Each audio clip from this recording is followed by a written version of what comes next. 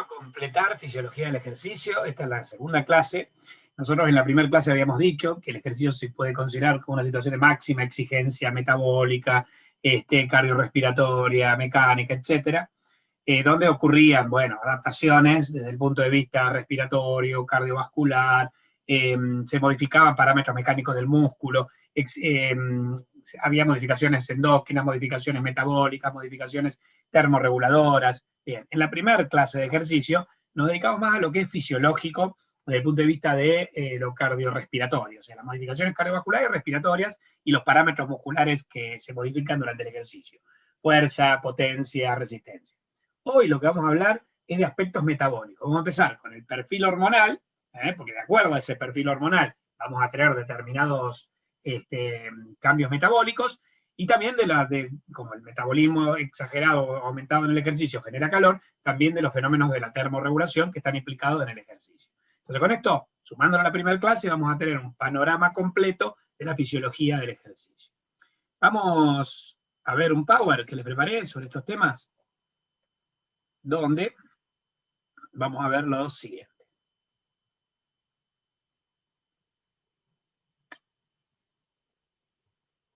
Ahí está. Muy bien. Vamos a la fisiología del ejercicio físico, segunda parte. Gentileza del Instituto Tejedor. Bueno, vamos a las modificaciones endócrinas del ejercicio. El perfil hormonal va a ser que durante el ejercicio aumenta la concentración de adrenalina, aumenta la concentración de cortisol y aumenta la concentración de aldosterona, que son hormonas de la glándula suprarrenal. La adrenalina es de la médula, cortisol y aldosterona de la corteza suprarrenal. Disminuye la concentración de insulina y aumenta la concentración del glucagón, que son hormonas del páncreas. Aumenta la concentración de la somatotrofina, aumenta la concentración de la antidiurética, aumenta la concentración del factor liberador de la adrenocorticotrofina, del factor liberador de corticotrofina, del factor liberador de tirotrofina y del factor liberador de la gonadotrofina. O sea que este es el perfil de las hormonas del hipotálamo y de la hipófisis que aumentan en el ejercicio. También aumenta la concentración de T3 y T4, que son las hormonas tiroideas, y aumenta la concentración de hormonas sexuales como la testosterona o los estrógenos. Entonces, ese es el perfil hormonal.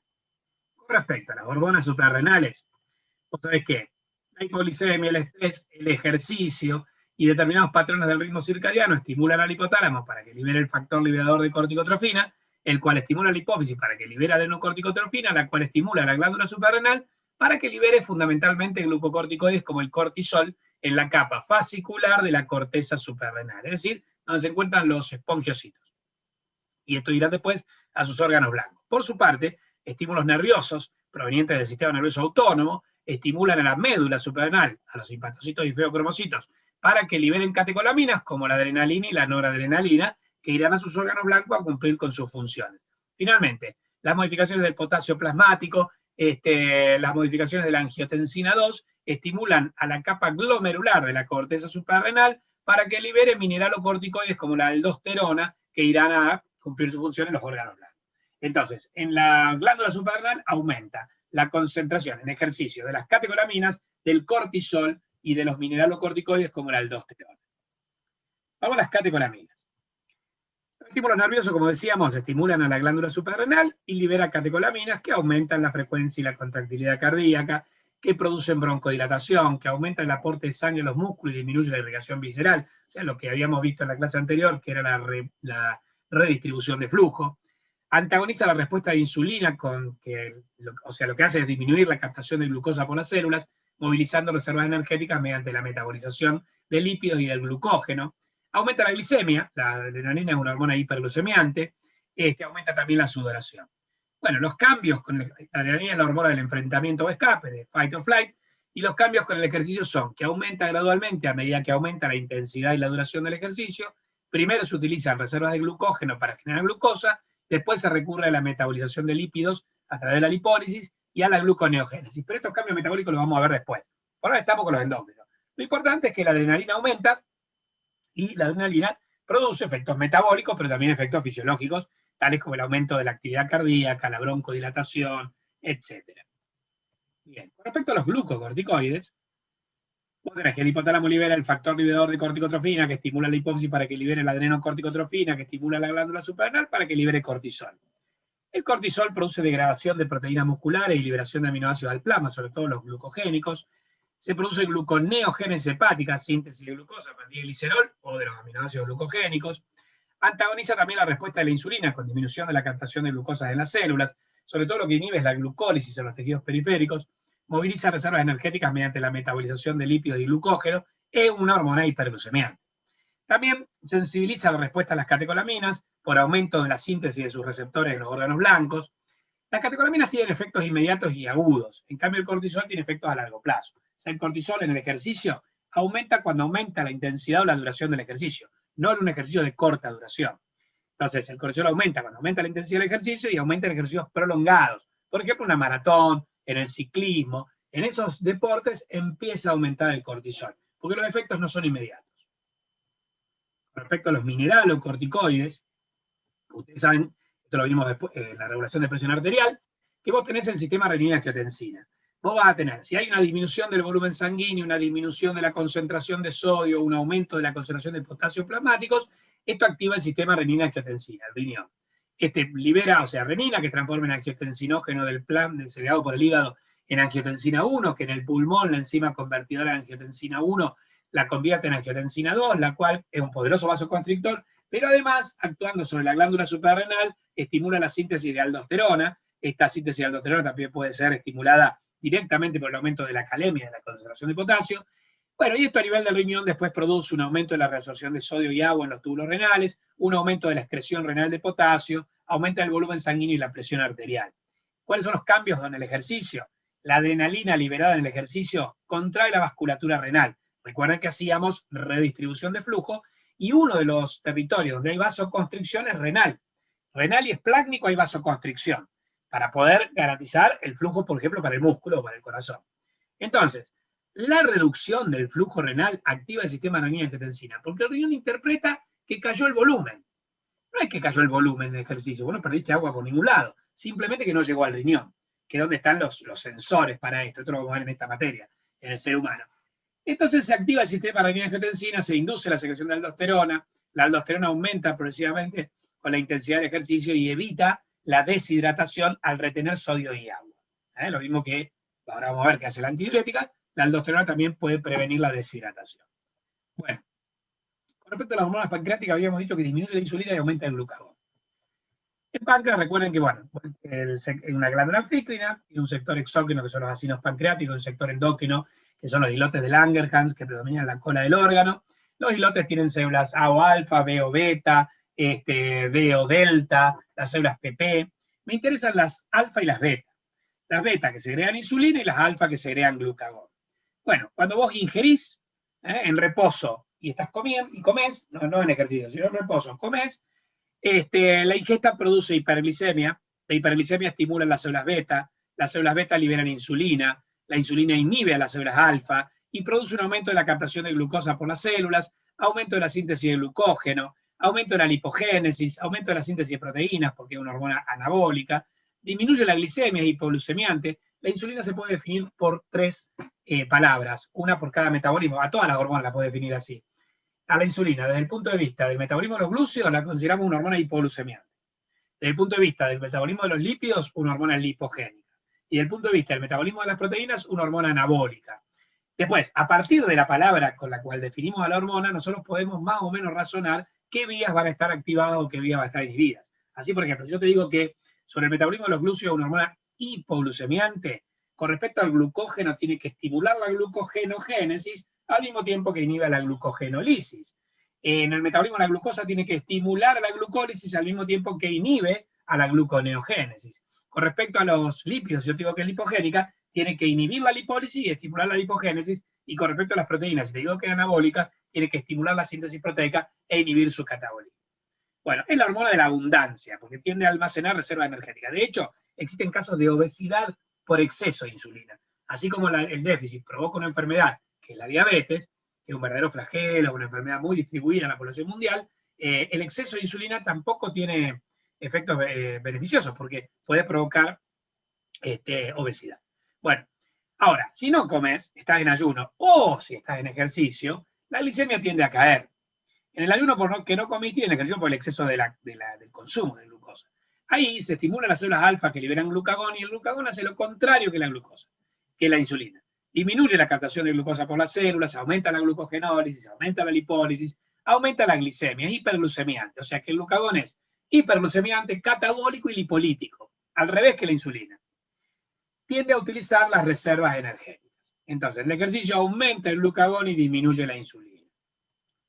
¿Qué pasa con las hormonas de la hipófisis? Una es la somatotrofina, es la hormona de crecimiento, pero también tiene efectos metabólicos. Los efectos son que estimula el crecimiento de los tejidos, fundamental el crecimiento óseo. Recuerden que la somatotrofina, esto lo vimos el año pasado, puede actuar directamente en los tejidos blandos, indirectamente en los tejidos duros. Por ejemplo, en el músculo puede directamente estimular la síntesis de proteínas musculares, o sea, el anabolismo muscular, pero en el hueso no lo hace directamente, sino que estimula la síntesis de las somatomedinas, las IGFs, factores de crecimiento similares a insulina, que los segrega el hígado para que vayan al hueso o que los segrega en el propio hueso el cartílago de crecimiento. Entonces, después las acciones sobre los tejidos duros las hacen las somatomedinas. Pero bueno, la cuestión es que estimula tanto el crecimiento de tejidos blandos como el de los tejidos duros. Con respecto a las proteínas musculares, aumenta la síntesis, aumenta la lipólisis, o sea, la utilización de grasas como reserva energética, inhibe la captación de glucosa por las células, es un efecto antiinsulínico, inhibe el metabolismo de los hidratos de carbono, estimula la lipólisis en los adipocitos y la gluconeogénesis en el hígado, es hiperglucemiante. Bueno, acá el hipotálamo libera el GHRH, que es el factor liberador de la somatotrofina, que en la hipófisis estimula la liberación de la somatotrofina para que vayan los órganos blancos. También existía un factor inhibidor, que acá en la lámina no está, que era el SRIF, la somatostatina. Entonces, del balance entre factor estimulador y somatostatina, la hipófisis liberará más o menos somatotrofina. Bueno, los cambios con ejercicio son que aumenta los pocos minutos de comenzado el ejercicio y se incrementa a medida que el ejercicio es más intenso. Se relaciona con el pico de intensidad, más con el pico de intensidad que con la duración del ejercicio. Bueno, se libera por factores nerviosos, produce hipertrofia muscular, crecimiento del esqueleto, proliferación celular. Ojo con el doping en deportistas de fuerza y potencia, porque si se inyectan somatotrofina, al igual que si se inyectasen testosterona anabólicos, a ver, hay 3 hormonas anabólicas: la insulina, la testosterona y la somatotrofina. Las otras o son catabólicas o no tienen efecto sobre el anabolismo, sobre el metabolismo de proteínas. Entonces, de las 3 anabólicas, nadie se va a inyectar insulina para que le crezcan los músculos, porque le puede provocar hipoglicemia, y si vos además, para que te crezcan los músculos necesitas, bueno, la hormona, que estimula el efecto anabólico, pero además someterlo a una carga. Por ejemplo, ir al gimnasio y someterte a un entrenamiento de fuerza para generar hipertrofia muscular. Perfecto. Ahora, eso también consume energía, consume glucosa. Entonces no puedo inyectarte insulina que me pueda bajar mucho la glicemia. Entonces, esa olvídate. Pero somatotrofina y testosterona se pueden inyectar para aumentar la masa muscular. Bueno, se consideran doping. Están consideradas hormonas prohibidas en los deportistas durante la fase del entrenamiento porque es un estímulo, digamos, artificial inyectarse una hormona de este tipo para estimular el crecimiento muscular. Es doping. Bueno. La hormona antidiurética. La hormona antidiurética o vasopresina la segrega la neurohipófisis. En realidad, recuerden que la producía el hipotálamo, se almacenaba en los cuerpos de Herring de la neurohipófisis, desde ahí se segrega. Pero se produce en los núcleos supraópticos y paraventriculares del hipotálamo en las neuronas de estos grupos, de estos núcleos. Entonces, el hipotálamo, cuando aumenta la osmolaridad plasmática, disminuye el volumen plasmático, lo que hace es liberar, o sea, estimula la hipófisis para que la hipófisis libere antidiurética. La antidiurética va a ir a los órganos blancos y va a producir, como su nombre indica, antidiuresis, es decir, reabsorción de agua para orinar menos, para disminuir el volumen urinario y conservar agua. La glándula secretoria de la neurohipófisis, el efecto es que reduce la cantidad de orina producida por los riñones, aumentando la reabsorción de agua. Los cambios con el ejercicio, la antidiurética aumenta a medida que aumenta la intensidad del ejercicio, para conservar líquidos corporales, como hacía la aldosterona, especialmente en ejercicios en ambientes calurosos, cuando hay riesgo de deshidratación. Ahora vamos a ver el tema de la termorregulación en ejercicio, y van a ver que si el ambiente es caluroso y húmedo, el ambiente es caluroso y seco, perjudica porque te puede deshidratar más. Bueno, con respecto a las hormonas tiroideas, tú sabes que el hipotálamo libera el factor liberador de tirotrofina, que sobre la hipófisis estimula las células tirotróficas para que liberen tirotrofina, la cual en la tiroides estimula la síntesis de T3 y T4, que va a ir a los órganos blancos a cumplir sus acciones. ¿eh? La glándula secretora es la tiroides, la adenohipófisis no, porque está por tirotrofina. Entonces la adenohipófisis libera tirotrofina y la tiroides, las hormonas tiroides. Los efectos digamos, el efecto perinatal inmediato, el desarrollo óseo y sobre todo el sistema nervioso central.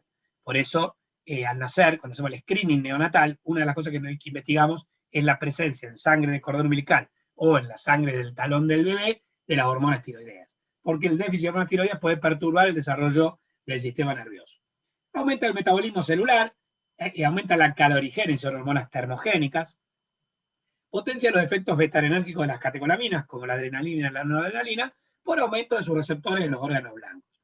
Los cambios con el ejercicio, tanto la TSH como la T3 y la T4 aumentan con el aumento del ejercicio, y te dice, ojo con tratamiento con hormonas tiroideas y anfetaminas para reducción de peso, porque eso también puede ser considerado, bueno, anfetamina ni hablar, es doping, o un estimulante psicofísico, y con las hormonas tiroideas también, y a veces se las proporciona para reducir peso, y está mal, o sea, si en el contexto del ejercicio encontrás rastros de hormonas tiroides o de anfetaminas, es lo mismo que la testosterona, es doping. Bueno, con respecto a las hormonas sexuales, para terminar, el hipotálamo libera el factor liberador de gonadotrofinas que estimula la hipófisis para que libere las gonadotrofinas, que estimulan a los ovarios y a los testículos, a las gónadas para que liberen los ovarios estrógeno y progesterona y los testículos testosterona. Esto, en el caso de la mujer, bueno, ya lo vimos en sexualidad, las hormonas sexuales controlan el ciclo menstrual, los caracteres sexuales secundarios, aumentan los depósitos de grasa. En el varón, la testosterona aumenta los caracteres, estimula los caracteres sexuales secundarios, produce una disminución de la grasa corporal, aumenta la eritropoyesis y causa hipertrofia muscular, era la tercera de las grandes hormonas anabólicas, junto a la insulina y a la somatotrofina. Bueno, los cambios con el ejercicio son que la testosterona aumenta con el entrenamiento de fuerza o entrenamiento aeróbico moderado, disminuyen ejercicios aeróbicos muy intensos y de larga duración. Los estrógenos y progesteronas también aumentan con ejercicio, pero son muy dependientes de las fases del ciclo menstrual en las cuales se los mide. Bien, esos fueron los cambios endócrinos. Entonces recordemos el perfil hormonal. ¿Qué aumenta en ejercicio? ¿Qué disminuye en ejercicio? La insulina. ¿Qué aumenta? El glucagón, las catecolaminas, el cortisol, la aldosterona, la antidiurética, la somatotrofina, la hormona tiroides, las hormonas sexuales. Todo eso aumenta. Bueno, esto estimula el metabolismo. El ejercicio aumenta la tasa metabólica, pero antes de ir a los metabolismos vamos a cambiar. Yo tendría que haber hablado primero del metabolismo y después de la termorregulación, porque el metabolismo es el que genera calor, digamos, y tenemos que activar los mecanismos termorreguladores. Pero como hablar de la termorregulación es cortito y del metabolismo no tanto, invierto. Sepan que necesito termorregular porque el ejercicio es una situación que al aumentar el gasto energético aumenta el metabolismo para proveerte de la energía necesaria, y siempre que aumente el metabolismo, así sea de la máxima eficiencia que una célula eucariota puede desarrollar es del 40%. O sea, transformar del 100% de la energía química de los sustratos consumidos, 40% en forma de moléculas de útiles tales como el ATP, 60% se disipa como calor. Más que ese rendimiento no puedo conseguir, y el músculo encima es uno de los que tiene menos rendimiento, porque tenía el calor de mantenimiento, etcétera, etcétera. Pero bueno, imaginémonos el mayor rendimiento posible, que es 40%, igual tener un 60% de calor. Siempre que active el metabolismo generas calor. Esto te aumenta la temperatura corporal, ¿sí? Entonces durante el ejercicio aumenta la tasa metabólica, aumenta la producción de calor, aumenta la temperatura corporal, 38, 39, 40 grados centígrados. Entonces, lógicamente, tengo que poner en marcha mecanismos termorreguladores. Lo más importante para termorregular es producir un aumento de la vascularización cutánea, producir vasodilatación cutánea. Al principio, y cuando todavía no generaste calor, puede haber una vasoconstricción cutánea para garantizar, antes de que el músculo con sus propios metabolitos garantice la vasodilatación. Al principio, ese efecto anticipatorio que se produce por la descarga del sistema nervioso, etcétera, va a sustraer sangre de 3 territorios, el esplácnico, el renal y el cutáneo, para dárselo al músculo, a las coronarias, etc. Pero después, cuando empieza a generar calor, sigo manteniendo la vasoconstricción renal, la vasoconstricción esplácnica, pero ojo con la piel. Ahí voy a hacer vasodilatación cutánea. Esto no compromete el flujo a los músculos porque los vasos del músculo se mantienen abiertos por los metabolitos locales, por todo lo que vimos en cardiovascular, los factores locales en la clase anterior. Pero bueno, acá lo que necesito es disipar calor. Y el mecanismo más importante es aumentar la vascularización cutánea con aumento de la sudoración. ¿Sí? El aumento de la, que hay, y el aumento de la evaporación de agua, ¿no? Aumento de pérdida de agua por evaporación. Los 4 mecanismos básicos para perder calor, que lo vieron en física, que son la evaporación, la convección, la radiación y la conducción. Bueno, en ejercicio, por lo general, utilizamos, digamos, el más importante para utilizar es la pérdida de agua por evaporación. Claro, esto depende del clima. En un clima muy húmedo, la pérdida de agua por evaporación es menor. Y ahí es donde tenemos que usar otros mecanismos porque es menor. En un individuo que no está entrenado, también, porque uno de los efectos del entrenamiento es el aumento de la capacidad de las glándulas sudoríparas. Primero, el aumento de la capacidad para generar aumento de vascularización cutánea, o sea, para vasodilatar los vasos de la piel, pero además también un aumento de la capacidad para segregar, para generar sudor. Entonces, eso es parte del entrenamiento. Entonces, un tipo que no está entrenado y que está corriendo en un clima cálido y húmedo, a lo mejor estos mecanismos de sudoración no son lo suficientemente efectivos como para conseguir que el individuo termorregule adecuadamente. Por eso se recomienda, viste que, a ver, los runners muchas veces no son runners profesionales, cualquiera de nosotros que sale a correr. Entonces siempre te dicen, lo que es promoción y prevención, sobre todo en el verano, ojo con ciertas horas del día, no salir a correr, no exponerse a altas temperaturas, porque si no sos una persona entrenada, aún una persona entrenada, entrenando al calor en un clima húmedo se puede ver comprometido, imagínate un no entrenado. Bueno, otros mecanismos para perder, acá puse pérdida de agua, para perder calor es pérdida de calor por radiación, no de agua, y lo mismo acá, pérdida de calor por convección, no es agua. Y tampoco, pérdida de agua por evaporación. El otro es pérdida de calor por radiación, pérdida de calor por convección. Bueno, entonces la termorregulación en ejercicio, imagínate el tipo que está corriendo, el cuerpo crea calor, la temperatura interna del cuerpo aumenta. Entonces, la disipación de calor se produce por evaporación, la cual no solo es por la piel, por el sweating, por el sudor, sino también respiratorio. También vieron el respiratorio, que eso lo vimos en fisiología, que el individuo cuando inspira un volumen de aire que está con una presión de vapor de agua de alrededor de 3 milímetros de mercurio. Pero cuando vos expirás 47, un vapor de agua, el aire expirado tiene una presión de vapor de agua de 47 milímetros de mercurio. O sea, la presión de vapor de agua en el aire expirado es de 3 y en el aire expirado de 47. Quiere decir que a través de la respiración nosotros eliminamos mucha agua. En un individuo que está en reposo, o sea que no sale a correr, en un día, a ver, si tomamos el balance hídrico, vos supongamos que ingieras 2,5 litros de agua, olvídate de pérdidas por materia fecal, vos vas de esos 2,5 litros vas a eliminar 1,5 litros por riñón y 1 litro por piel y pulmones. O sea que es uno de los mecanismos más importantes de pérdida de agua. Y estamos hablando de un individuo que está en reposo. Imagínate cuando salía a correr por la piel y por los pulmones, la pérdida de agua es muy importante. Bueno, también la convección, por ejemplo, el flujo de músculo, el flujo en el músculo, el flujo sanguíneo en el músculo, el flujo sanguíneo en la sangre, va produciendo una recirculación de la sangre con mayor temperatura a territorios de menor temperatura, y esto permite la pérdida de calor por convección, y después la radiación, que es la pérdida de calor desde un cuerpo que está más caliente a un cuerpo que está menos caliente. El único mecanismo que no es relevante en ejercicio para perder calor es la pérdida de calor por conducción, que es por contacto con otro medio, porque en realidad no tenés contacto con otro medio. Bueno, si corres al calor del sol, expuesto a la radiación solar, a un ambiente de alta temperatura y humedad, todo esto perjudica, digamos, la termorregulación depende de eso, depende de la radiación solar, no es lo mismo correr a la mañana temprano, a la tardecita, que a las 12 del mediodía, no es lo mismo que corras en invierno, un ambiente frío, que en verano, un ambiente húmedo, caluroso, y no es lo mismo que corras en un ambiente seco que un ambiente húmedo. ¿Sí? Todo esto afecta los mecanismos termorreguladores. Bien. Vamos a las modificaciones metabólicas.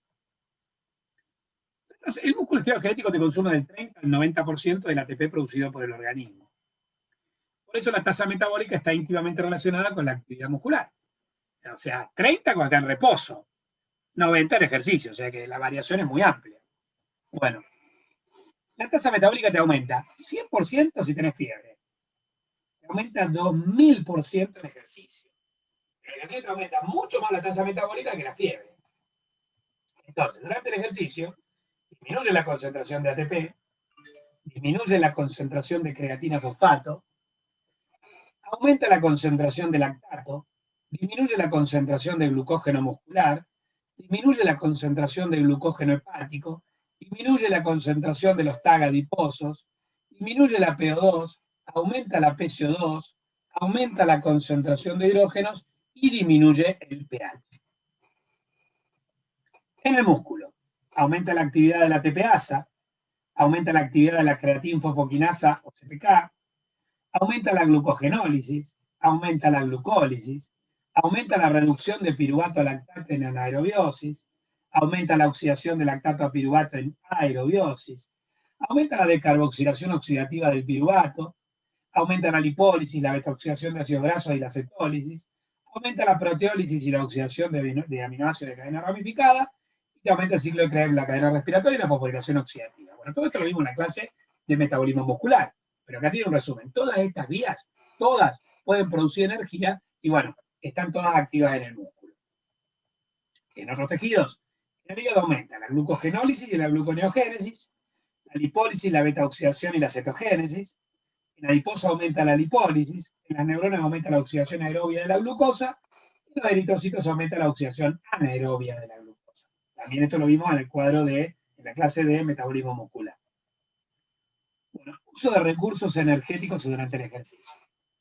En el músculo están presentes los mismos sistemas metabólicos básicos que en otras partes del cuerpo, con dos excepciones que son los aminoácidos de cadena ramificada que se pueden metabolizar en el músculo y la creatina fosfato. Sin embargo, resulta fundamental la realización de determinaciones cuantitativas especiales de las actividades de los tres sistemas metabólicos. Los tres serían los fosfágenos, los glúcidos en forma anaeróbica y los glúcidos, lípidos y proteínas en forma aeróbica, para la comprensión de los límites de la actividad física. Estos sistemas son, bueno, que estaban el sistema de la fosfocreatina-creatina, el sistema de glucógeno ácido láctico, el sistema aeróbico. El ATP es la fuente de energía que finalmente se utiliza para provocar la contracción muscular. El trifosfato de adenosina o adenosina trifosfato.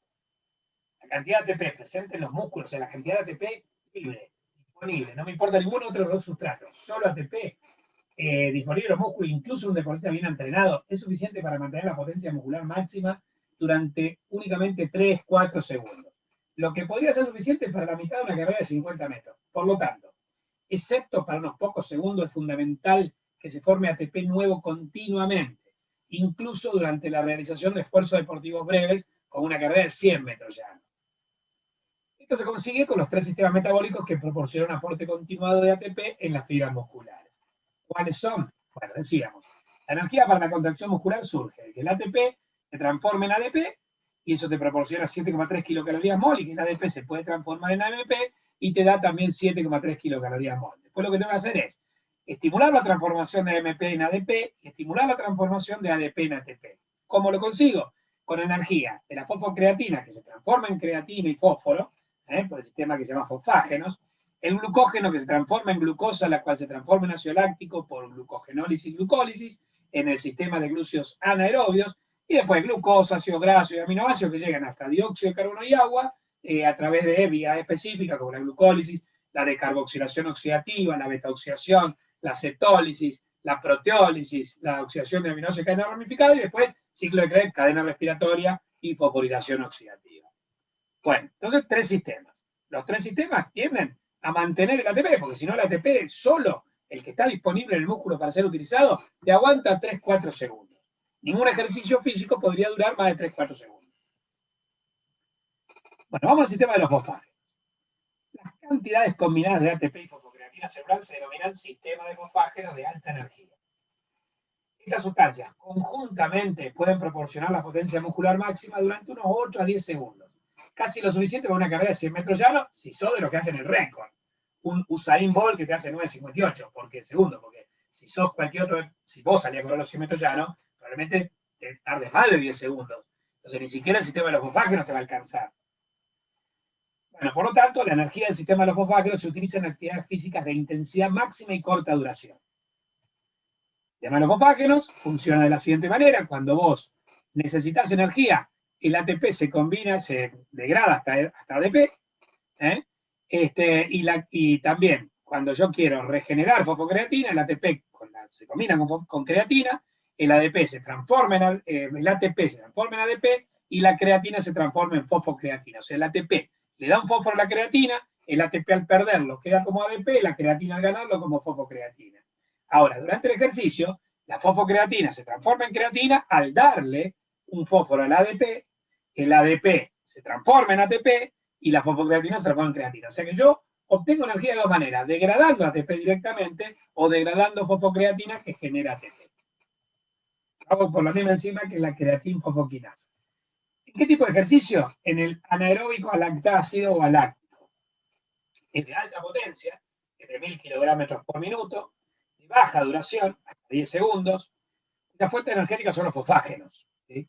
La velocidad de obtención de ATP es de 4 moles de ATP por minuto, la máxima velocidad de obtención de ATP, porque es un solo paso, una sola enzima. El rendimiento es bajo, o sea, una creatina sirve para fabricar un ATP.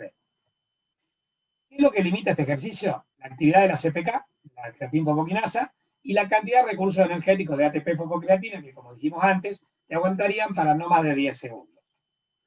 Ejemplo, en la carrera de 100 metros llanos. En un metabolismo anaeróbico lactácido, la fosfocreatina se transforma en creatina y fosfato.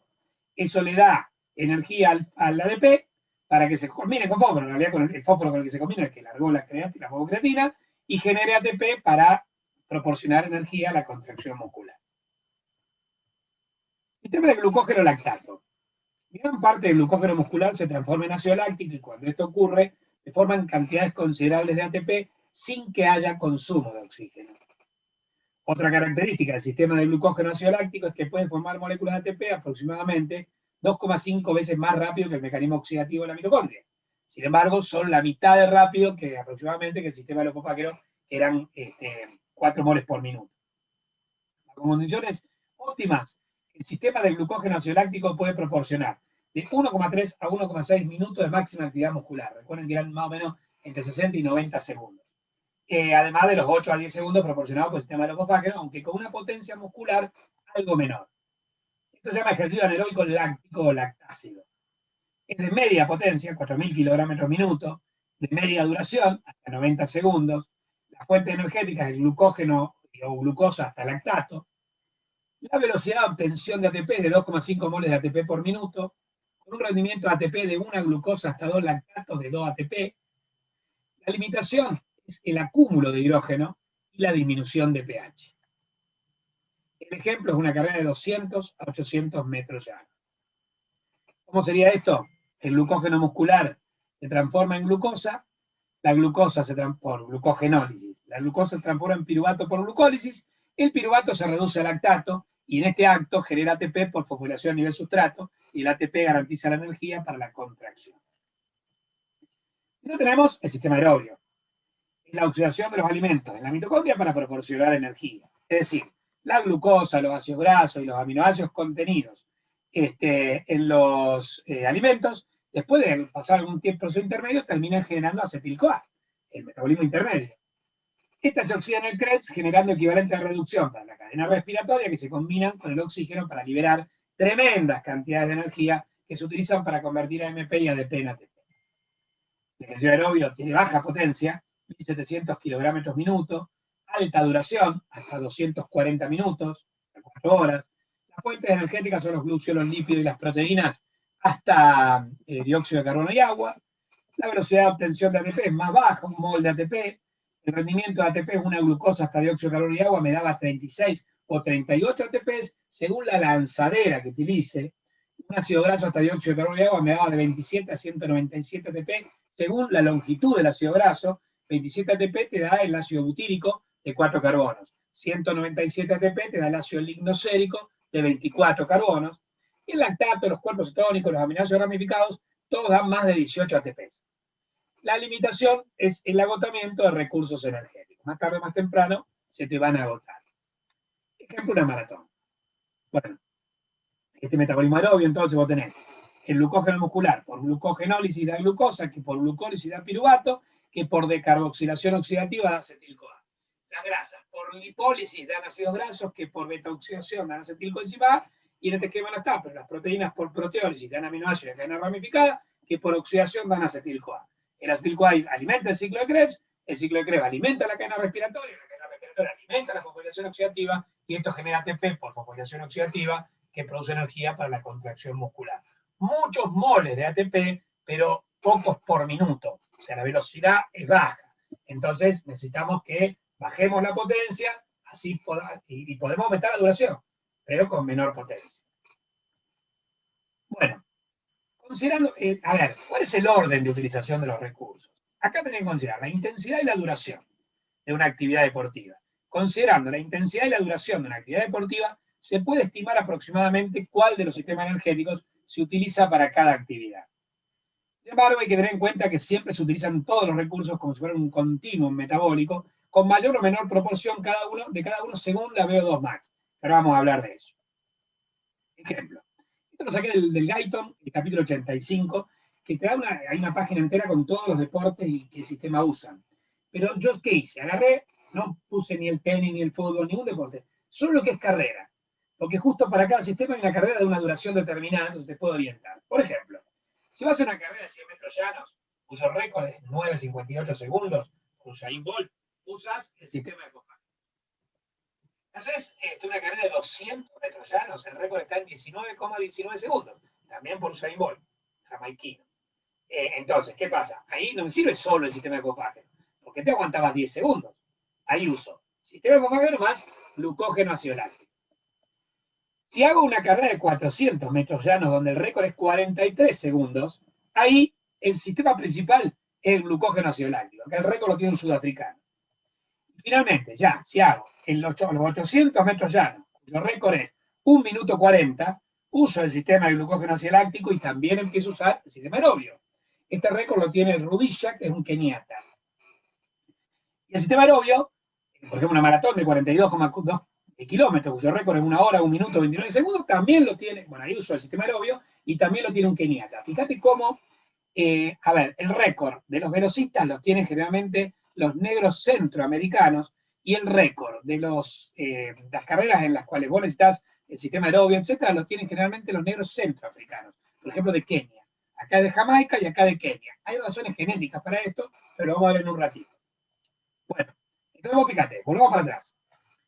100 metros, que durás 10 segundos, fosfágenos. 200 metros, que durás 20 segundos, fosfágenos más glúcidos anaeróbicos. 400 metros, que tardás 43 segundos, glucógeno más ácido láctico. 800 metros, que tardás 1 minuto 40, glucógeno ácido láctico, ya empezás un poquito a usar el aerobio. Maratón, usar el aerobio. Uso de recursos según tiempo e intensidad de ejercicio. Bien. El ejercicio es hasta 10 segundos, principalmente uso ATP fosfocreatina. Pero empiezo de a poquito a usar la glucólisis anaerobia. Al minuto, el pico es de la glucólisis anaerobia. Ya no uso más ATP fosfocreatina, pero ya empecé también a usar, por ejemplo, la glucólisis anaerobia y los lípidos.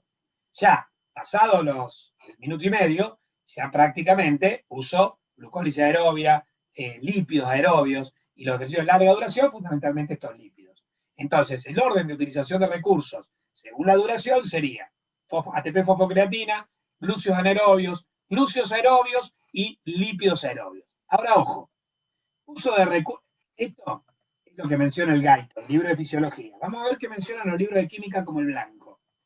En el capítulo de músculo del blanco, el uso de recursos te lo relaciona con la VO2 max y te dice que si un ejercicio está por debajo del 60% de la VO2 max, los primeros 20 minutos utilizas glúceos aeróbicos. Y a partir de los 20 minutos, lípidos aerobios. Por ejemplo, suponete que vos estás un poquito excedido de peso ahora con la cuarentena y querés salir a correr para bajar un poquito la grasa. Si corres 10 minutos, 15 minutos, no te va a servir de nada, porque lo único que vas a hacer es quemar glúcidos. Entonces tenés que correr más de 20 minutos. 40 minutos, 45 minutos es lo óptimo. Si podés correr 1 hora o más, mejor. Pero ahí empezás a quemar glúcidos. Ahora, lípido, digo. Ahora, suponete que en el medio del ejercicio aumentás la intensidad. O sea, estabas trotando y empezás a correr más fuerte, y la VO2 max sube y se sitúa entre el 60 y el 90, ahí vuelvo a cambiar a glúceos aerobios. Esto tiene una razón. Ustedes saben que 1 gramo de lípido rinde 9 kilocalorías por gramo, y 1 gramo de glúceos rinde 4 kilocalorías por gramo. 4 kilocalorías. O sea que los glúceos rinden 30 a 50% más de kilocalorías por gramo de materia consumida. Pero ojo, los glúceos rinden 11% más de moles de ATP por mol o de energía por mol de oxígeno consumido que los lípidos. Entonces, cuando yo estoy por debajo del 60% de B2 max, ¿qué priorizo? Energía. Entonces, uso lípidos. ¿Y por qué después de los 20 minutos? Porque la velocidad de movilización del lípido es más lenta. Los primeros 20 minutos me las arreglo con los glúcidos. Una vez que movilicé los lípidos de la grasa, etcétera, uso lípidos. ¿Por qué? Porque yo lo que quiero no es conservar oxígeno. Estoy por debajo del 60% de la B2 max. Yo ahí quiero energía. Y los lípidos me dan más energía. Cuando supero el umbral de 60, algunos libros dicen 70, creo que el Cellcure habla del 70% de la B2 max, ahí yo cambio, pará, empecemos a conservar oxígeno. Entonces cambio de un depósito que me rinde 30-50% más por mol de depósito consumido por gramo de tejido consumido, de molécula consumida, a otro que me rinde 11% más por mol de oxígeno. ¿Entienden? O sea, yo necesito priorizar el oxígeno. Ni hablar si supero el 90% de la B2 max. ¿Ahí qué pasa? Se utilizan glúcidos anaerobios. Ahora, la pregunta del millón. ¿Cómo sabe el cuerpo que tiene que hacer el switch de un depósito al otro? Por debajo y por encima de los 90% de la B2 max, la clave está en el funcionamiento de la cadena respiratoria. Si yo estoy por debajo del 90%, la cadena respiratoria funciona. Si la cadena respiratoria funciona, consume NADH y genera NAD.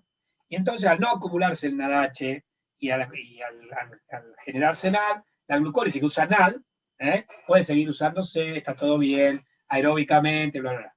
Cuando, en cambio, yo empieza a caer la PO2. ¿Por qué? Porque yo estoy consumiendo mucho oxígeno y estoy por arriba del 90% de la B2 max. Ahí lo que pasa es que la cadena respiratoria empieza a disminuir su funcionamiento porque no tiene tanto oxígeno. Se empieza a acumular el NADH más H, y el NADH más H, por ejemplo, me inhibe la beta-oxidación, porque es el principal inhibidor de la beta-hidroxiacil-CoA dehidrogenasa de la beta-oxidación, esto lo vamos a ver en la clase de regulación metabólica. Me inhibe el Krebs, porque es un inhibidor de la isocitrato de hidrogenasa del Krebs, me empieza a cortar todas las vías anaeróbicas. Además desplaza la reacción de la lactato dehidrogenasa de piruvato a lactato, con lo cual el metabolismo se me hace anaeróbico. Entonces, el pasaje de glúcidos aerobios a glúcidos anaerobios tiene que ver con el funcionamiento de la cadena respiratoria y la concentración de NADH y la relación NADH-NAD. Si hay oxígeno, la cadena respiratoria funciona. Si la cadena respiratoria funciona, el NADH no se acumula. Si el NADH no se acumula, la glucólisis, la beta-oxidación, el ciclo de Krebs funcionan todos fantásticos. Yo quemo aeróbicamente glúcidos, lípidos, etc. Ahora, si estoy por arriba del 90% de la B2 max y empieza a caer la disponibilidad de oxígeno, la cadena respiratoria empieza a funcionar un poquito más lento.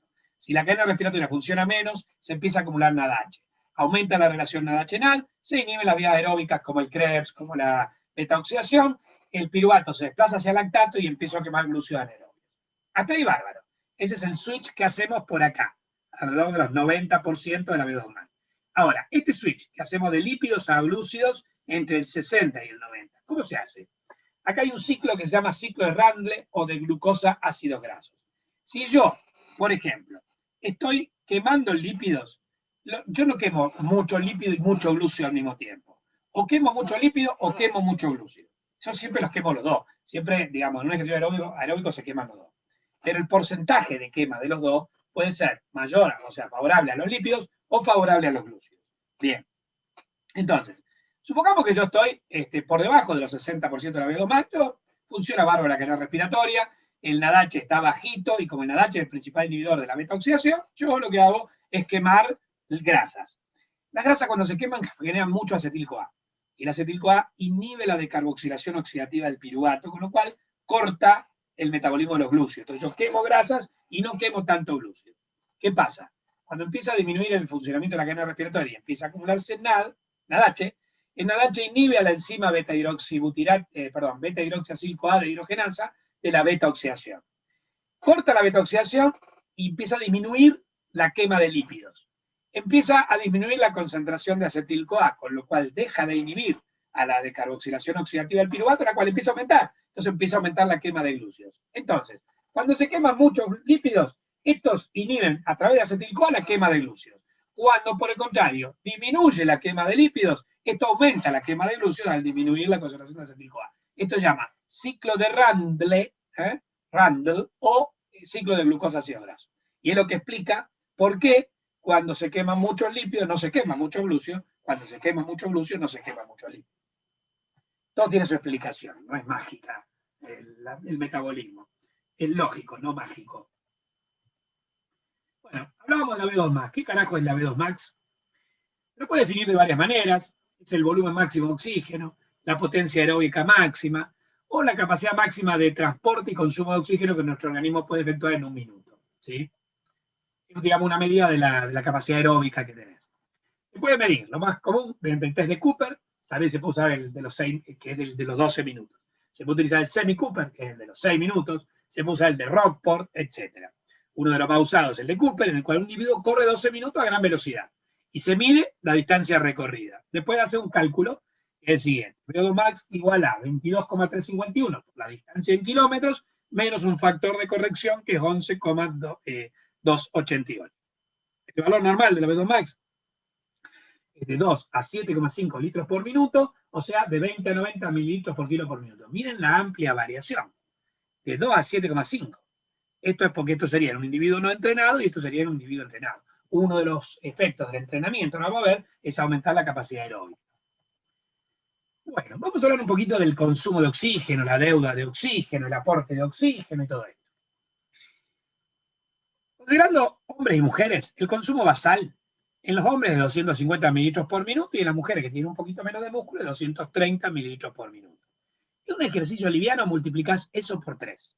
En un ejercicio intenso en una persona sedentaria, no entrenada, lo multiplicás por 10. Y en un ejercicio intenso en un entrenado, un atleta, por 20. Entonces, un hombre, una mujer que tiene un consumo basal de 230 mililitros por minuto y sale a trotar, multiplícalo por 3. Cada minuto va a consumir 6,90.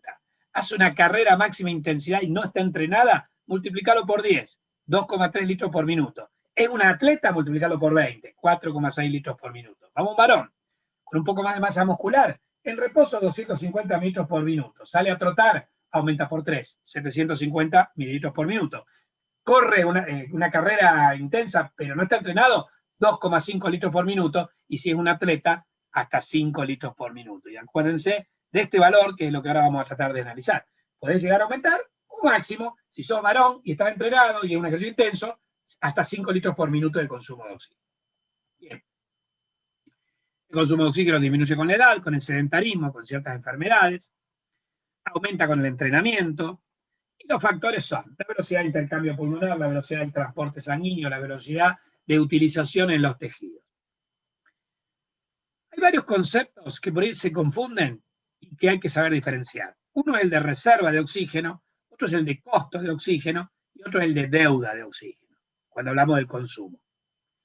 ¿Qué es la reserva de oxígeno? Es el oxígeno disponible para utilizar sin hiperventilar. Si yo ahora salgo a correr sin hiperventilar, tengo 2 litros de oxígeno dando vuelta por mi cuerpo que podría usar. O sea que ni siquiera podría correr un minuto a máxima intensidad. Por ahí podría trotar, ponerle que si yo mi consumo es 250 mililitros por minuto, y salgo a trotar y eso se multiplica por 3, en un minuto gastaría 790, en 2 minutos gastaría casi unos 600, no llego ni a los 3 minutos de trote, sin hiperventilar, porque esa es mi reserva, 2 litros. Estos 2 litros están medio litro en los pulmones, en el volumen de reserva, medio litro, 0,25 litros en los tejidos, en el líquido intersticial, 1 litro en la sangre, en la hemoglobina, que recuerden que nunca, que el reposo iba al pulmón, se oxigenaba con un 97%, volvía a los tejidos, dejaba oxígeno, pero cuando volvía al pulmón, volvía todavía con un 75%. O sea que la hemoglobina siempre tiene una reserva. Y hay 0,25 litros en el músculo, en la mioglobina, que actúa como la hemoglobina, siempre tiene una reserva funcional. Entonces son 2 litros, esa es la reserva. Aquí llamamos costos de oxígeno. Es el consumo durante el ejercicio más la deuda de oxígeno, que es el consumo post-ejercicio. En un ejercicio intenso se agota más o menos 11 litros de oxígeno, 2 litros de la reserva y 9 litros para regenerar el ATP, que es la deuda. Bueno, la deuda de oxígeno es el consumo de oxígeno post-ejercicio que sirve para reponer la reserva que gastaste, resintetizar depósitos energéticos de fosfágeno que gastaste y eliminar el lactato que acumulaste. La deuda máxima de oxígeno es de 10 litros en sedentarios y de 17 a 18 litros, casi el doble en los atletas. Bueno, el gráfico que tiene que recordar, que está en todos los libros, es este. Yo grafico tasa de consumo de oxígeno en litros por minuto en función de los minutos. Yo sé que cuando el ejercicio todavía no empezó, ponerle acá, la tasa basal es de 250 mililitros por minuto, o sea, 0,25 litros por minuto. De repente, Vos haces un ejercicio que dura 4 minutos y es de máxima intensidad y sos un atleta. ¿Hasta cuánto vas a llegar? Y casi hasta 5 litros por minuto. Durante 4 minutos, 5 por 4, 20, te gastaste 20 litros de oxígeno. Bien, ahí dice, en realidad, 14 a 17 sería la deuda. Entonces, termina el ejercicio y el consumo de oxígeno no cae bruscamente, acá termina el ejercicio, no cae bruscamente a 250, sino que va cayendo, cae bastante, pero se mantiene elevado hasta 44 minutos. Un ejercicio de 4 minutos te puede generar una deuda de 44 minutos, 10 veces más. Bueno, este consumo de ejercicio, este es el consumo de ejercicio, el gasto de ejercicio, el gasto de oxígeno en ejercicio. Esto es el gasto de oxígeno post ejercicio, o sea, la deuda. Gasto en ejercicio más deuda configuran el costo de oxígeno. O sea, el costo de oxígeno que vas a tener durante un ejercicio es lo que gastes durante el ejercicio más lo que gastas después. Esto que gastás después, que es la deuda, sirve para reponer los depósitos, eliminar lactato, y tener una deuda que se considera alactácida, que es de más o menos 3,5 litros para reponer la reserva, etc., y una deuda de oxígeno que es lactácida, que es de 8 litros. Y vos me decís, bueno, yo adquiero deuda de oxígeno si el ejercicio fue anaerobio, aerobio. O sea, aerobio, consumo oxígeno, no. Porque, a ver, parte del consumo de oxígeno es la eliminación del lactato, y el lactato se genera fundamentalmente en el anaerobio. Los mecanismos que yo uso después para eliminar lactato son aerobios. Y después también para reponer depósitos. Y los depósitos vos los gastás, ATP, fosfocreatina, glucosa, vos los gastás tanto en ejercicio aerobio como anaerobio. ¿Estamos? Entonces, eso te genera una deuda. Bueno, tiene 3 componentes, un componente rápido, unos 2 minutos a partir de hemoglobina, un componente intermedio que es para resintetizar el ATP y la creatina fosfato, y un componente lento que es para la eliminación del lactato. Bien, eso era la deuda. Vamos al aporte. Si yo voy a consumir 20 litros por minuto, o sea, 5 litros por minuto durante los minutos que dure, yo voy a necesitar aportar la misma cantidad. Entonces, para poder satisfacer la demanda del aumento del consumo de oxígeno durante el ejercicio, el aporte también tiene que aumentar. ¿Cómo lo conseguí? De 2 maneras. Aumentando 3 veces la capacidad de entrega de oxígeno por la hemoglobina, aumentando 6 a 7 veces el gasto cardíaco. A ver, analicemos. Entrega de oxígeno por la hemoglobina. En reposo, la hemoglobina va del pulmón a los tejidos con un 97% de saturación. Haciendo los cálculos correspondientes que habíamos hecho en la clase de hemoglobina, esto corresponde más o menos a 19,4 mililitros de oxígeno por cada 100 mililitros de sangre. Deja oxígeno, pero vuelve al pulmón con un 75% de saturación, lo que corresponde a 14,4. Quiere decir que fue a los tejidos con 19,4 mililitros de oxígeno por cada 100 mililitros de sangre y vuelve con 14,4. ¿Cuánto dejó? Dejó 5 mililitros de oxígeno por cada 100 mililitros de sangre. ¿Qué pasa en el ejercicio? La hemoglobina va al pulmón, del pulmón a los tejidos con un 97% de saturación. Por más que hiperventiles te podrá aumentar un poquito más, pero ya el reposo está altamente saturado. Bien. Ponele que sigue siendo 97, 19,4, pero vuelve del pulmón a los tejidos, de los tejidos al pulmón con un 22% de saturación. Que esto corresponde a 4,4. Es 4,4 mililitros de oxígeno por ciento. O sea que, si fue con 19 y volvió con 4, ¿cuánto dejó? Dejó 15. Si en reposo deja 5 y en ejercicio deja 15, ¿cuánto aumenta la capacidad de entrega? 3 veces. 5 por 3 me da 15. Bien. Ahí está. La entrega aumenta 3 veces, de 5 a 15 mililitros de oxígeno por cada 100 mililitros de sangre. Efectos Boris-Halden. Bueno, los efectos Boris-Halden permiten desplazar la curva de la hemoglobina hacia la derecha o hacia la izquierda, no para aumentar la saturación, sino para favorecer que capten el pulmón y que lo cedan los tejidos. En el pulmón, la curva, cuando aumenta el pH, disminuye la concentración del bifosfoglicerato y disminuye la temperatura, la curva se desplaza hacia la izquierda. Disminuye la P50, la hemoglobina aumenta la afinidad por el oxígeno y se oxigena mejor. Este es el efecto Halden. Cuando va a los tejidos, a la caída de pH por el metabolismo y la génesis de hidrógeno tisular, el aumento del BPG y el aumento de temperatura por el metabolismo hace que la curva se desplace a la derecha, pierda afinidad y ceda mejor el oxígeno. Esto era el efecto Bohr. Tanto el efecto Halden como el efecto Bohr se ven exacerbados en ejercicio. Bueno, pero la hemoglobina sola no alcanza. Porque nosotros decíamos que un tipo entrenado te aumentaba 20 veces el consumo de oxígeno. Y hasta ahora nosotros aumentamos 3 veces el aporte. ¿No alcanza? Nadie podría sostener un ejercicio de esa magnitud. Solo podríamos hacer ejercicios leves con la hemoglobina, que eran los que aumentaban el consumo 3 veces. Pero claro, después tengo el aumento del gasto cardíaco. Un sujeto no entrenado en reposo tiene un volumen sistólico de 75 mililitros, una frecuencia cardíaca de 75 latidos por minuto. Esto por esto me da más o menos un volumen minuto cardíaco de 5 litros por minuto. Este tipo en ejercicio, recuerden que no está entrenado, te aumenta el volumen sistólico a 110 mililitros, la frecuencia cardíaca a 195, multiplico esto por esto, me da más o menos 21 litros y medio por minuto. ¿Cuánto aumenta? Te aumenta 4 veces. 5 por 4, 20. Todavía no alcanza. Pero ¿qué pasa si estás entrenado? En reposo, el volumen sistólico es de 100 mililitros, la frecuencia cardíaca es 50 latidos por minuto, 100 por 50, 5 litros. Igual que el tipo que el no entrenado en reposo. Pero vos fíjate que el atleta en reposo puede estar bradicárdico.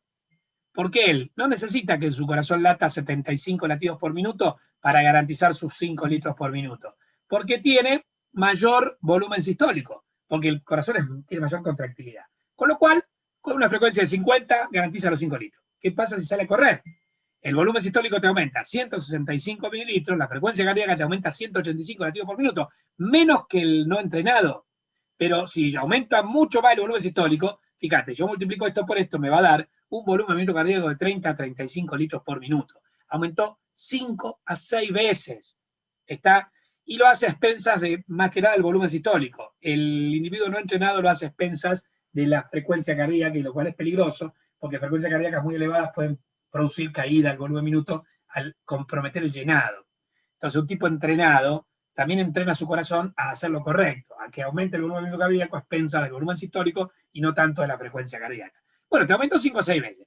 Si la hemoglobina te aumentaba 3 veces y el gasto cardíaco aumenta 5 a 6 veces, hasta 7 veces, si llega a 35, entonces vos tenés 3 por 6, 18. 3 por 7, 21, el aporte te va a aumentar de 18 a 21 veces.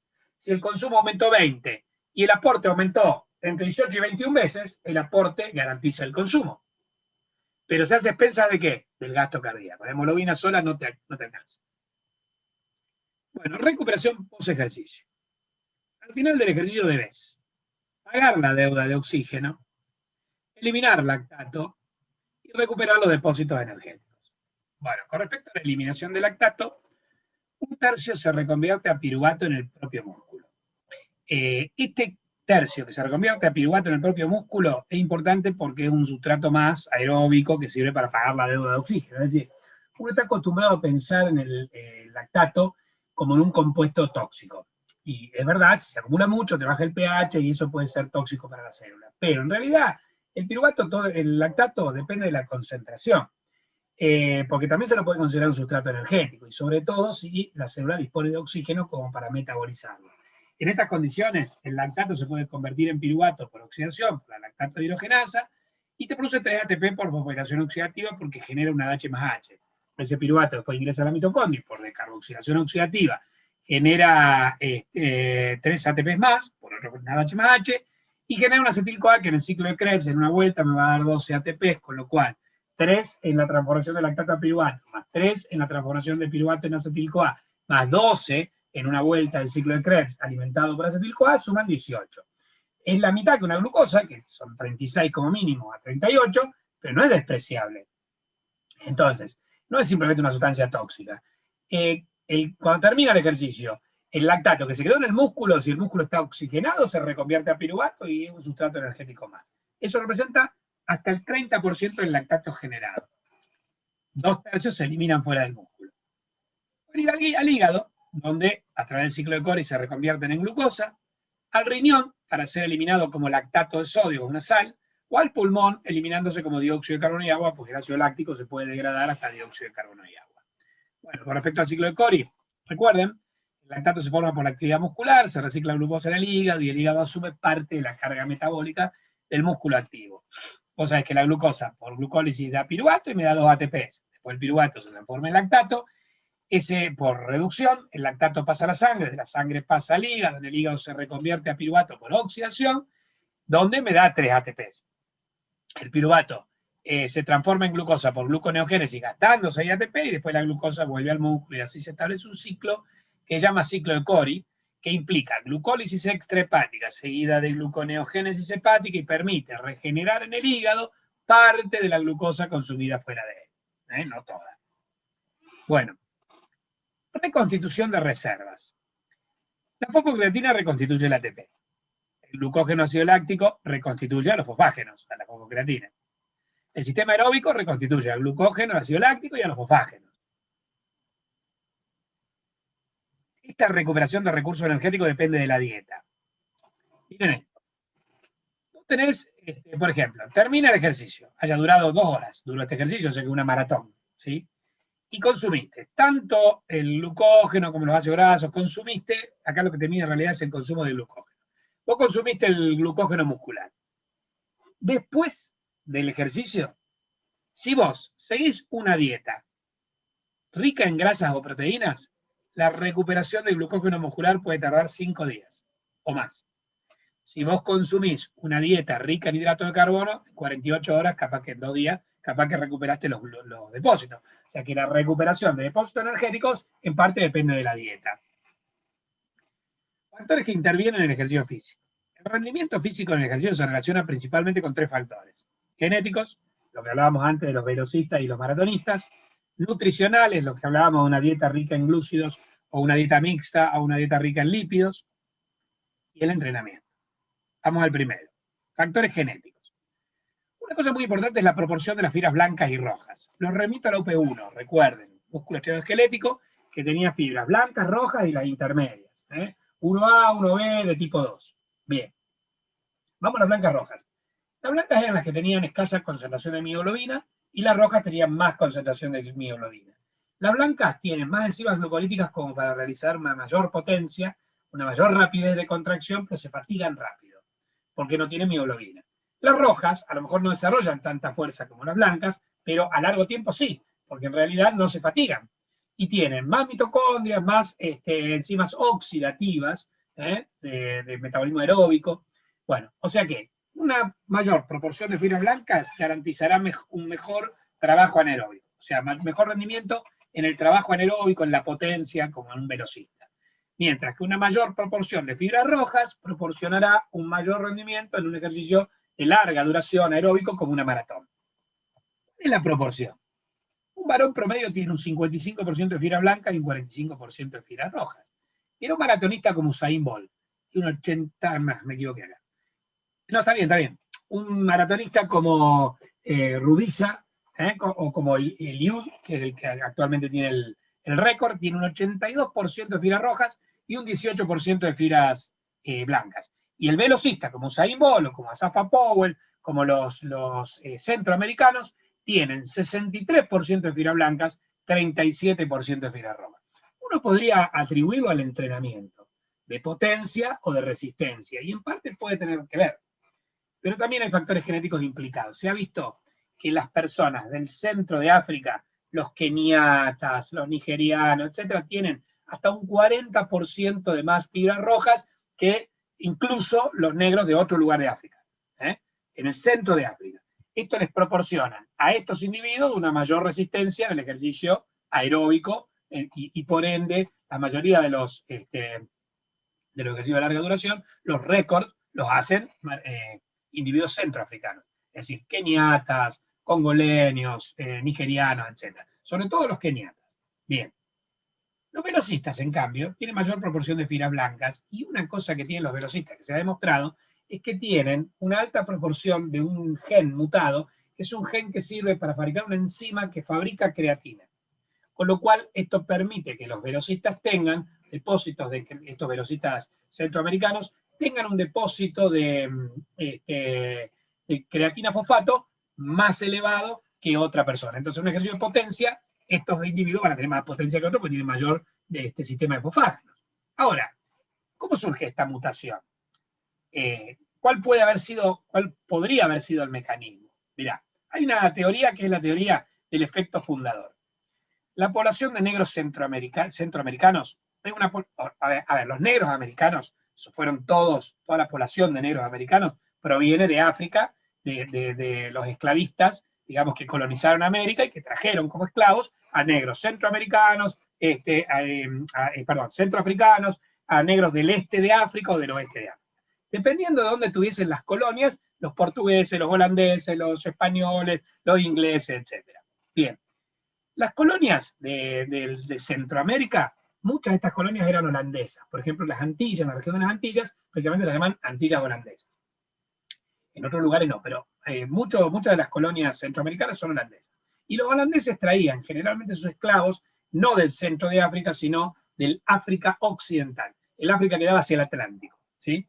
Bueno, aparentemente la teoría esta dice que hace miles de años, ponele, una mutación en el gen de la queratina fosfato en el este de África, en el oeste de África, habría provocado un grupo de individuos, ¿no es cierto?, en una tribu, probablemente, donde surge esta mutación, las mutaciones son al azar, con mayor capacidad de sintetizar creatina fosfato. Los holandeses toman individuos de estas tribus y los traen a América Central y se reproducen entre ellos. Y entonces, entre ellos, al reproducirse, aumentan en la proporción de individuos con este gen mutado. Por eso, en la mutación de este gen se observa más en individuos negros centroafricanos que en negros brasileños, o que en negros norteamericanos, o que en negros centroafricanos. A esto en genética se lo llama el efecto fundador. Cuando vos traes un pequeño grupo de individuos, ¿sí?, que tienen la mutación de un gen, se reproducen entre sí, y entonces, en esa población que surge de la reproducción de ese pequeño grupo que acarreaba una mutación determinada, empieza dicha mutación a predominar. Es una teoría, no está demostrada, pero lo que sí se sabe es que estos velocistas centroamericanos tienen ese gen mutado, tiene una mayor actividad de ese gen. Entonces, esto demuestra que existen factores genéticos que garantizan en determinados ejercicios de potencia, como los velocistas, o ejercicios de resistencia, como los maratonistas, un mayor rendimiento. Factores genéticos. Vamos al segundo, que es el factor nutricional. Antes que eso. Una pequeña imagen de Eliud Kipchoge, que es el keniata que tiene el récord de maratón en la actualidad, y el gran Usain Bolt, el jamaiquino, que tiene el récord de los 100 metros llanos y el de los 200 metros llanos. Bueno, miren la contextura. Son diferentes. Está bien, vos me estás hablando, bueno, pero Usain versus Eliud Kipchoge, pero mostrame otro maratonista y mostrame otro velocista, tiene el mismo perfil.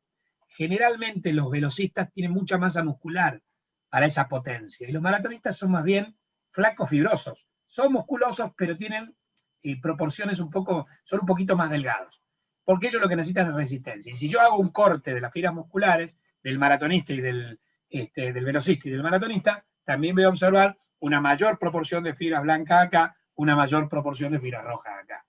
¿Estamos? Bueno, eso es genético. Vamos a los factores nutricionales. Según el tipo de dieta, varía la cantidad de glucógeno muscular y por ende la resistencia aeróbica del ejercicio. Por ejemplo, una dieta rica en glúcidos te permite acumular 40 gramos de glucógeno por kilo muscular, y esto te permite 240 minutos de ejercicio ininterrumpido, 4 horas. Si en lugar de una dieta rica en glúcidos vos consumís una dieta mixta, estamos hablando de una dieta, la dieta que vos llevás 7 días antes. O sea, 7 días antes de correr una maratón, vos comés una dieta rica en glúcidos, puedes llegar a acumular 40 gramos de glucógeno por kilogramo muscular y te va a dar una resistencia de 240 minutos de ejercicio. Supongamos que comés una dieta mixta. ¿Qué sería una dieta mixta? Recuerden las leyes de Escudero, tiene 50-55% de las kilocalorías aportadas por glúcidos, 30-35% de las kilocalorías aportadas por grasas y 10-15% por proteínas. Esta dieta mixta te permite acumular la mitad de glucógeno por kilo muscular, 20 gramos por kilo. Y te va a permitir, obviamente, correr la mitad de tiempo, 120 minutos de resistencia, 2 horas. Ahora, imagínate que vos digas, no, yo lo que necesito es energía, entonces voy a comer grasas. Y una semana antes de la competencia, vos comés una dieta rica en grasas. Eso te va a permitir acumular 6 gramos de glucógeno por kilo muscular y te va a permitir correr 1 hora y cuarto, 85 minutos. Entonces, además de los factores genéticos, los factores, el entrenamiento, etc., los factores nutricionales también influyen en el tipo en el rendimiento del ejercicio. Bueno, y finalmente seguimos con los factores nutricionales. Acá en este cuadro, que está extraído del Guyton, tenemos el porcentaje de utilización de hidratos de carbono y de grasas según la duración del ejercicio, ¿sí? Entonces vos fíjate cómo, al principio yo utilizo muchos hidratos de carbono, se va reduciendo la utilización de los hidratos de carbono a expensas de la utilización de grasas, o sea, 50 y 50, al principio yo uso más glúceos que hidratos de carbono, y después, pasados los 20 minutos de ejercicio, empieza a disminuir el consumo de hidratos de carbono, empieza a aumentar el consumo de grasas, y miren el agotamiento. Si la dieta es rica en hidratos de carbono, la curva roja, yo puedo llegar hasta 4 horas de ejercicio. Si la dieta es mixta, la curva verde, yo llego a las 2 horas. Si la dieta es rica en grasas, yo llego a la 1 hora y cuarto. O sea que este gráfico del Guyton también te muestra cómo los factores nutricionales influyen en la resistencia y en el rendimiento aeróbico. Bueno, finalmente vamos al entrenamiento. Los experimentos sobre crecimiento muscular han demostrado que 6 contracciones máximas, por lo menos con un 50% de la carga máxima, realizadas en 3 series, 3 días a la semana, proporcionan aproximadamente el aumento óptimo de fuerza muscular sin producir fatiga muscular crónica, en un programa de 4 a 6 semanas de ejercicio. Bueno, 6 a 8, perdón.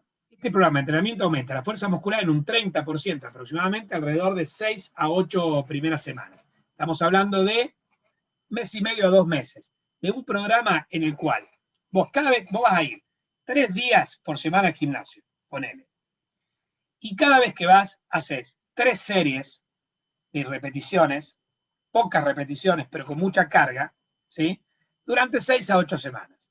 Lo que vas a ver ahí es que al cabo de esas 6 a 8 semanas, no estamos hablando de un programa de 12 meses, estamos hablando de un programa de mes y medio a 2 meses, vos podés llegar a conseguir hasta un 30% de aumento de la fuerza muscular. Al cabo de ese tiempo se alcanza una meseta, no es que uno puede llegar a levantar un auto, ¿no es cierto? El músculo tiene un límite, recuerden que es de 4 kilogramos por centímetro cuadrado de sección transversal. Pero respecto a un tipo sedentario, vos podés aumentar un 30%, algunos estudios hablan de hasta un 50%, gracias a la hipertrofia muscular que te produce este programa de entrenamiento. Entonces dijimos, al cabo de 6 o 8 semanas alcanza una meseta, y junto con este aumento de fuerza se produce también un aumento aproximadamente igual en porcentaje de masa muscular, lo que se llama hipertrofia muscular, que a su vez influye en la fuerza, porque vos vas a conseguir mayor fuerza fundamentalmente porque aumentaste la masa muscular. El entrenamiento, como decíamos, te va a producir, al cabo de 6 a 8 semanas, un aumento de hasta un 30% de la fuerza, y después alcanzar una meseta, ¿no es cierto?, de mantenimiento de esa fuerza. Y lo lográs gracias a la hipertrofia muscular. ¿Qué hace la hipertrofia muscular? Causa aumento del número de miofibrillas, aumento de hasta un 120% de las enzimas mitocondriales, aumento de un 30-60% del sistema de los fosfágenos ATP-fosfocreatina, aumento de un 50% del glucógeno muscular, aumento de un 75 a 100% de los triglicéridos del tejido adiposo, y debido a todos estos cambios, la capacidad de los sistemas metabólicos anaerobio y aerobio aumenta, mejorando especialmente la velocidad máxima de oxidación y la eficiencia del sistema metabólico oxidativo hasta un 45%. Eso por el efecto del entrenamiento.